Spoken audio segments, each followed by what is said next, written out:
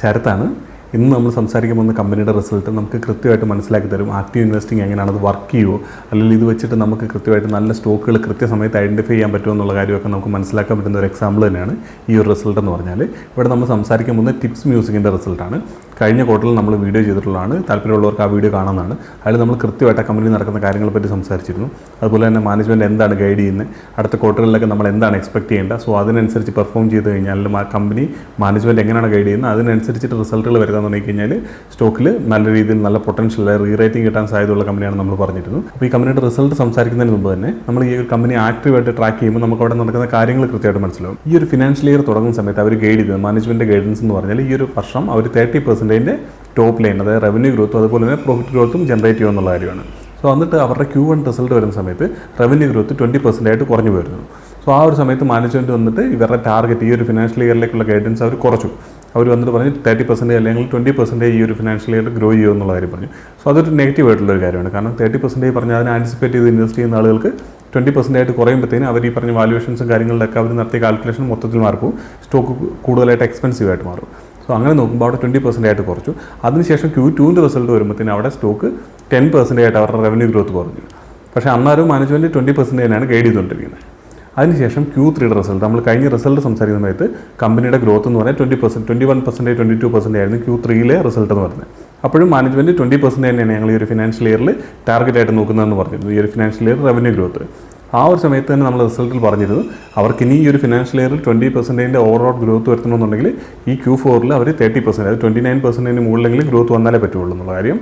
So അത് നോക്കുമ്പോഴത്തേന് ഈ ഒരു ഫിനാൻഷ്യൽ ഇയർ ഈ ഒരു ക്വാർട്ടറിൽ നോക്കിയാൽ അവർ ഏകദേശം 32% റവന്യൂ ഗ്രോത്ത് വരുത്തിയിട്ടുണ്ട്. മാനേജ്മെൻറ്റ് പറഞ്ഞതിന് മുകളിൽ തന്നെ പെർഫോം ചെയ്തിട്ടുണ്ട്.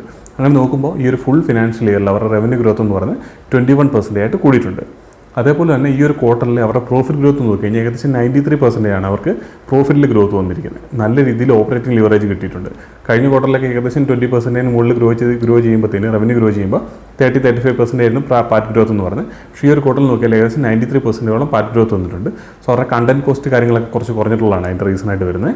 സോ അതിൽ തന്നെ ഒരു കാര്യമുണ്ട്, അത് കൃത്യമായിട്ട് മാനേജ്മെൻറ്റിന് നമുക്ക് ഗൈഡൻസ് കിട്ടേണ്ടതാണ്. എന്താണ് മാനേജ്മെൻറ്റ് പറയുന്നത് അറിയേണ്ടതാണ്. മാനേജ്മെൻറ്റ് പറഞ്ഞിരുന്നത് ഏകദേശം 18%, റവന്യൂവിൽ 18% അവർ കണ്ടന്റ് കോസ്റ്റ് ആയിട്ട് ഈ ഒരു ഫിനാൻഷ്യൽ ഇയറിൽ എക്സ്പെക്ട് ചെയ്യുന്നതാണ്. നോർമലി ഒരു 20-25% ആയിക്കാണ് അവർ നോർമലി കണ്ടന്റ് കോസ്റ്റ് ആയിട്ട് വരുന്നത്. കണ്ടന്റ് കോസ്റ്റ് എന്ന് പറഞ്ഞാൽ ടിപ്സ് മ്യൂസിക് എന്ന് പറഞ്ഞാൽ അവർ മ്യൂസിക്കാണ് പ്രൊഡ്യൂസ് ചെയ്യുന്നത്, സോങ്സ് പ്രൊഡ്യൂസ് ചെയ്യുക, അതിനുശേഷം സബ്സ്ക്രിപ്ഷൻ റവന്യൂ അല്ലെങ്കിൽ ആഡ് റവന്യൂ അങ്ങനത്തെ കാര്യങ്ങൾ, അല്ലെങ്കിൽ സ്റ്റേജിൽ ലൈവായിട്ട് പെർഫോം ചെയ്യുന്ന സമയത്ത് ഇവർക്ക് കിട്ടുന്ന ഫീ കാര്യങ്ങൾ, ആ ഒരു രീതിയിലാണ് ഇവർക്ക് റവന്യൂ വരുന്നത്. അങ്ങനെ നോക്കുമ്പോൾ ഇവർ കണ്ടന്റ് മാക്സിമം ഇവർ ക്രിയേറ്റ് ചെയ്താലേ ഉള്ളൂ ഇവർക്ക് റവന്യൂ കൂടുതലായിട്ട് കിട്ടുള്ളൂ. അപ്പോൾ ആ ഒരു രീതിയിൽ നോക്കുമ്പോൾ കണ്ടന്റ് കോസ്റ്റ്, അതായത് പുതിയ കണ്ടന്റ് ജനറേറ്റ് ചെയ്യുന്നതിനകത്തുള്ള കോസ്റ്റ് കുറച്ച് കുറഞ്ഞിട്ടുണ്ട്. സോ അതെങ്ങനെയാണ് അവർ കൂടുതൽ കണ്ടന്റ് ക്രിയേറ്റ് ചെയ്യേണ്ടതുണ്ട് നമുക്ക് അടുത്ത ഫിനാൻഷ്യൽ ഇയറിലോ അതിനടുത്ത ഫിനാൻഷ്യൽ ഇയറിലൊക്കെ നല്ല ഗ്രോത്ത് വരണമെന്നുണ്ടെങ്കിൽ. സോ അതിനെപ്പറ്റി മാനേജ്മെൻറ്റിനോട് കൃത്യമായിട്ട് ചോദിക്കേണ്ടതായിട്ടുണ്ട്. അതുപോലെ തന്നെ ഏകദേശം 66ഓളം പുതിയ സോങ്സ് അവർ ഈ ഒരു ക്വാർട്ടറിൽ റിലീസ് ചെയ്തിട്ടുണ്ട്, ഈ ഒരു ക്വാർട്ടറിൽ മാത്രം. സോ അങ്ങനെയൊക്കെ നോക്കുമ്പോഴത്തേനും നല്ല ഫിഗേഴ്സ് തന്നെയാണ് പോസ്റ്റ് ചെയ്തിരിക്കുന്നത്. മാർജിൻസ് അവർ മെയിൻറ്റെയിൻ ചെയ്യുമെന്ന് പറഞ്ഞിരുന്നു കഴിഞ്ഞ Q3 റിസൾട്ട് വരുന്ന സമയത്ത്, അതായത് 9 മന്തിലുണ്ടാകുന്ന മാർജിൻ എത്രയാണോ അത് അവർ മെയിൻറ്റെയിൻ ചെയ്യുമെന്ന് പറഞ്ഞു. അത് കൃത്യമായിട്ട് തന്നെ അവർ മെയിൻറ്റെയിൻ ചെയ്തിട്ടുണ്ട്. ഏകദേശം ഇപ്പോൾ പാറ്റ് മാർജിൻ നോക്കി കഴിഞ്ഞാൽ ഏകദേശം ഒരു 1% കുറവുണ്ട്. പക്ഷേ എന്നാൽ പോലും ഓവറോൾ ഏകദേശം 56-57% പാറ്റ് മാർജിൻ എന്ന് പറയുന്നത്. സോ അത് അവർ ഏകദേശം അതുപോലെ തന്നെ മെയിൻറ്റെയിൻ ചെയ്തിട്ടുണ്ട് ഫുൾ ഇയറിൽ നോക്കുമ്പോഴത്തേക്കിന്. പിന്നെ അതുപോലെ തന്നെ EBITDA മാർജിൻ ആണെങ്കിലും തന്നെ കമ്പനി പറഞ്ഞ പോലെ തന്നെ ഗൈഡ് ചെയ്തതിനനുസരിച്ചിട്ട് മെയിൻറ്റെയിൻ ചെയ്തിട്ടുണ്ട്. എത്രയാണോ മാർജിൻ എന്ന് പറഞ്ഞിരുന്ന കാര്യം 74-75 ഒക്കെയാണ് കഴിഞ്ഞ തവണ ഉണ്ടായിരുന്നത് 9 മന്തിൽ. ഏകദേശം അത്രയും തന്നെ ഈ ഒരു ക്വാർട്ടറിൽ അവർ മെയിൻറ്റെയിൻ ചെയ്തിട്ടുണ്ട്. ടോട്ടൽ ഫുൾ ഇയർ എടുക്കുമ്പോഴും ഏകദേശം അതേ റേഞ്ചിൽ തന്നെയാണ് അവർ ഓവറോൾ ഓപ്പറേറ്റിംഗ് EBITDA മാർജിൻ എന്ന് പറയുന്നത്.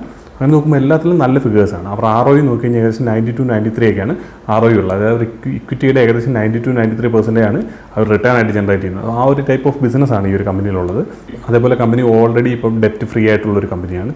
അങ്ങനെ എല്ലാ രീതിയിലും നല്ല ഫിഗേഴ്സാണ് പോസ്റ്റ് ചെയ്തിരിക്കുന്നത്. പക്ഷേ ഇനി അവരുടെ ഗ്രോത്തിൽ കുറച്ചുകൂടെ ഗൈഡൻസ്, അതായത് 30% ആണ് അവർ നോർമലി ഗ്രോ ചെയ്തുകൊണ്ടിരുന്നത്. അവിടെ നിന്നാണ് ഇപ്പോൾ 20 ആയിട്ട് കുറഞ്ഞിരിക്കുകയാണ്.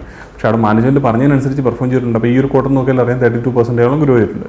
അപ്പോൾ അടുത്തൊരു ഫിനാൻഷ്യൽ ഇയറിൽ മാനേജ്മെൻറ്റ് ഗൈഡ് ചെയ്തിരിക്കുന്ന 20% ഗ്രോത്താണ്. സോ അത് കൂടുതലായിട്ട് കിട്ടുന്നത്, അത് മാനേജ്മെൻറ്റ് ഈ ഒരു ക്വാർട്ടറിൽ പറയാമെന്നാണ് പറഞ്ഞത്, അതിൽ കൂട്ടുന്നുണ്ടോ ഇല്ലയോ എന്നുള്ള കാര്യം. ഒരു പക്ഷേ അതൊരു 25% ഗൈഡൻസ് തരുവാണെന്നുണ്ടെങ്കിൽ കുറച്ചുകൂടെ ബെറ്ററാണ്. അതുപോലെ തന്നെ ഒരു 4-6 ക്വാർട്ടറിനുള്ളിൽ 30% മുകളിലേക്ക് അവരുടെ ഗ്രോത്ത് എത്തുമെന്ന് പറഞ്ഞിരുന്നു. അത് കഴിഞ്ഞ ക്വാർട്ടറിലാണ് പറഞ്ഞത്. അത് നോക്കുമ്പോൾ അടുത്തൊരു ഫിനാൻഷ്യൽ ഇയർ FY27 FY28 അവർ 30% മുകളിൽ എത്തും എന്നുള്ള കാര്യമാണ് ഓൾറെഡി പറഞ്ഞിട്ടുള്ളത്. അപ്പോൾ അതിലൊക്കെ എന്തൊക്കെ കാര്യങ്ങൾ അതുപോലെ തന്നെ മെയിൻറ്റെയിൻ ചെയ്യുന്നുണ്ടോ, അതുപോലെ തന്നെ ഈ ഒരു ഫിനാൻഷ്യൽ ഇയറിലെ ഗൈഡൻസ് അവർ ഇൻക്രീസ് ചെയ്യുന്നുണ്ടോ എന്നുള്ള കാര്യമൊക്കെ നമുക്ക് കൃത്യമായിട്ട് അറിയേണ്ടതായിട്ടുണ്ട്.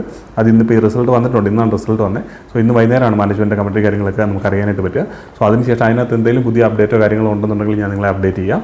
എന്തായാലും ഈ ഒരു കമ്പനി ആക്റ്റീവായിട്ട് ട്രാക്ക് ചെയ്യുന്ന ഒരാൾക്ക് കൃത്യമായിട്ട് കഴിഞ്ഞ ക്വാർട്ടറിൽ തന്നെ ആ മാനേജ്മെൻറ്റ് കമ്മിറ്റി വെച്ചിട്ട് നമുക്ക് ഏകദേശം ഒരു ധാരണ ഉണ്ട്. ഈ ഒരു ക്വാർട്ടറിൽ അവർ 29% ഗ്രോത്ത് വരുത്തി, അല്ലെങ്കിൽ 30% മുകളിൽ വന്നു കഴിഞ്ഞാൽ അവരുടെ ടാർഗറ്റ് അച്ചീവ് ചെയ്യും. അതുപോലെ തന്നെ 30% ആണ് മാനേജ്മെൻറ്റിൻ്റെ ടാർഗറ്റ് തന്നെ. സോ അത് അവർ അച്ചീവ് ചെയ്ത് തുടങ്ങി അടുത്തൊരു ഫിനാൻഷ്യൽ ഇയറിലേക്കുള്ള ഗൈഡൻസ് ഇൻക്രീസ് ചെയ്യുകയും ചെയ്ത് കഴിഞ്ഞാൽ സ്റ്റോക്കിൽ നല്ല രീതിയിൽ റീറേറ്റിംഗ് കിട്ടാനുള്ള സാധ്യതയുണ്ട്. അത് നമ്മൾ കഴിഞ്ഞ തവണയും സംസാരിച്ചിട്ടുള്ള കാര്യമാണ്. അതുപോലെ തന്നെ അടുത്തൊരു ഫിനാൻഷ്യൽ ഇയറിലേക്ക് അവർ ഈ ഗൈഡൻസ് കാര്യങ്ങളൊക്കെ ഇൻക്രീസ് ചെയ്യുന്നത് ആ സ്റ്റോക്കിൻ്റെ റീറേറ്റിങ്ങിൻ്റെ പൊട്ടൻഷ്യൽ കുറച്ചുകൂടി കൂട്ടാനുള്ള സാധ്യതയുണ്ട്. കാരണം ആളുകൾ ഇപ്പോൾ എക്സ്പെക്ട് ചെയ്തതിനെ കഴിഞ്ഞും മുകളിലായിട്ട് ഗ്രോത്ത് വരുമ്പോൾ, അതായത് അവരുടെ ഏണിങ്സ് കാര്യങ്ങളൊക്കെ ഇൻക്രീസ് ചെയ്യുമെന്നാണ് നമുക്ക് ഇന്ന് മനസ്സിലാക്കാനായിട്ട് പറ്റുന്നത്.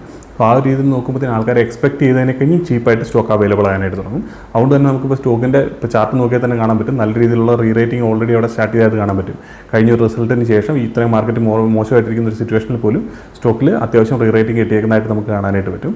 എന്തായാലും മാനേജ്മെൻറ്റ് കമ്മിറ്റി കാര്യങ്ങൾ കേട്ടതിന് ശേഷം അതിനകത്ത് എന്തെങ്കിലും ചേഞ്ചോ കാര്യങ്ങളൊക്കെ ഉണ്ടെന്നുണ്ടെങ്കിൽ ഞാൻ അപ്ഡേറ്റ് ചെയ്യാം. നമുക്ക് എന്തായാലും അടുത്തൊരു വീഡിയോയിൽ കാണാം.